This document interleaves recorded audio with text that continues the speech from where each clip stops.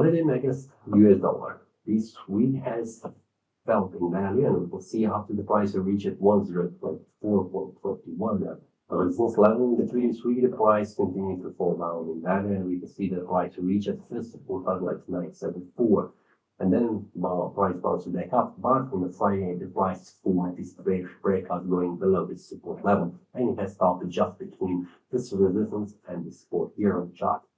The weekly time frame shows us after the bullish momentum has formed this bullish breakout from 2 weeks ago.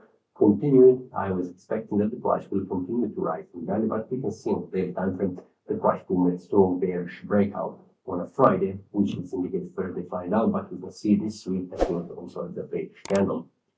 The monthly time frame shows us that the previous month has formed a bullish breakout, which needs to be confirmed this month. So we have 2 more weeks until this month closes. Everything's still open. We cannot make any reasons right here on the monthly time. So it is the best to go to the weekly and especially on the daily. Now the weekly time frame shows me there is a potential that the price will reach 97.50 next week, just to tap the support, and we'll see what happens there. The daily time frame shows us that this is support and very important here, and it is heading right now towards that level. First of all, the price will try to reach this one. This is very close to the start of this demand zone, which means very close to 944 or 945. Then the price could bounce back up. We'll see what happens around this price level. So this is the target for the next week. But there is also a high probability that the price also will return all the way back up to this resistance, just to confirm this resistance as a valid one after the price has formed this bearish breakout.